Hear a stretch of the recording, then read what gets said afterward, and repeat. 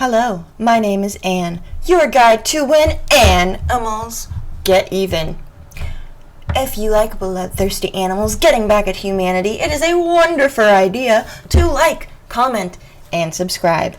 Now, today, our animal is typically considered the most docile of the big cats, but, fun fact, it is not actually a big cat. You see, big cats are characterized by their ability to roar, and the cheetah does not do that.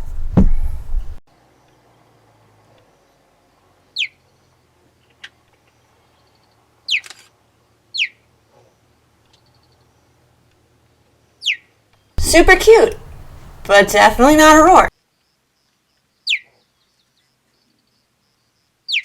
Cheetahs are typically considered docile, skittish, not going to attack. That's not always the case. You see, habituation to humans increases the likelihood of danger. I mean, I think that's pretty typical of most wild animal species. Once they get used to people, well, then it's a problem. You see it in places like Yellowstone and stuff like that, where they get bears that are so used to people that they have to be destroyed. That's not fun. That's not cool. So we had a big cat orphanage with Do the cheetah, who did not appreciate all of the interactions they had. First, Do had one encounter, and the very following day had another encounter. Cheetah attacks tourists on 2 consecutive days.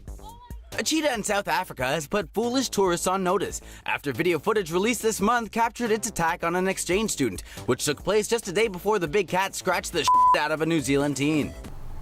So, yeah. 2 consecutive days. So, that happened.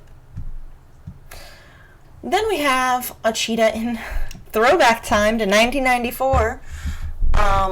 This cheetah scaled an 8-foot fence to steal the hat off of an 8-year-old boy. It knocked him down, which, okay. First off, that's a lot of 8s. I don't know what significance that has. He took the hat, and he ran away with the hat. So that's probably one of the least lethal cheetah attacks that ever happened. Then we have a woman who was the owner and operator of a sanctuary. She ended up mauled. Now,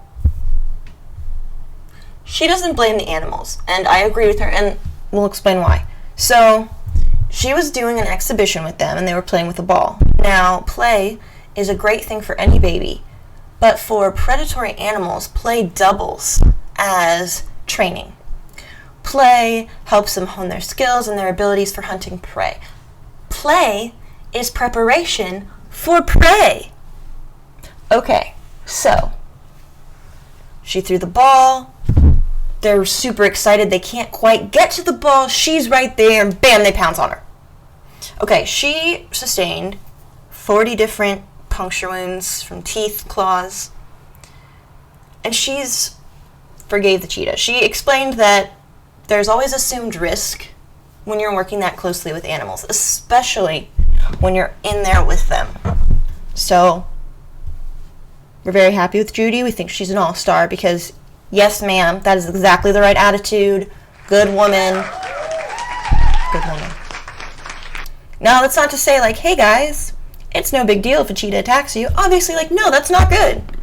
In this situation, it was very unique, and she knew why it happened, and she knew what caused it, and I'm sure that she's going to take different precautions in the future now. In this case, the cheetah attack was not malicious. It wasn't in the spirit of anger. Our other attack is a fatality. A 37-year-old woman in Belgium decided to hide until the park that she was a regular visitor to closed. And then she climbed into the cheetah enclosure, which had several cheetahs in it, while no one else was there, So they found her in the morning. They found her remains in the morning.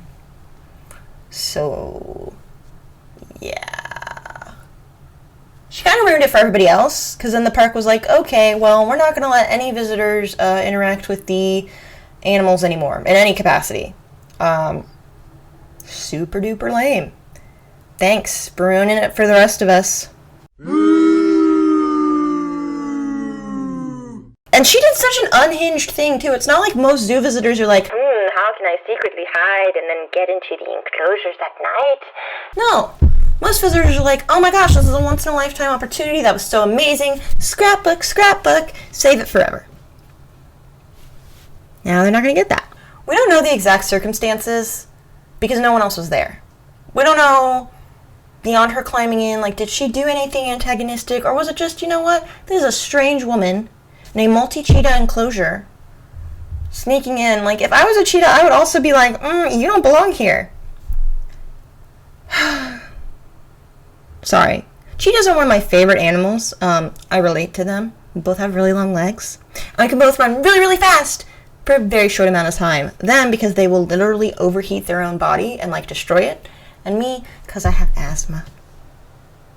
So, it's just sad. These stories are just sad.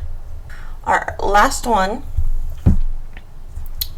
was a Belgian student, not in Belgium, where she was attacked, helping her colleague feed the cheetahs. She was okay. She survived. She's all right. She did, come out later and kind of explain, like, she didn't realize how bad the facility she was working at was.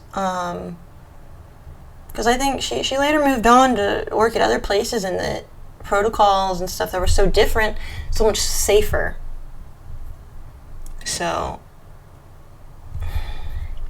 and that was a case of habituation. Habituation to humans is just going to increase the likelihood of something bad happening. Especially when you just kind of have them running loose. It's not ideal. So even though cheetahs are the big cat, not a big cat, with the lowest, like, final body count, cheetahs aren't purely docile. I wouldn't go poking cheetahs in the wild.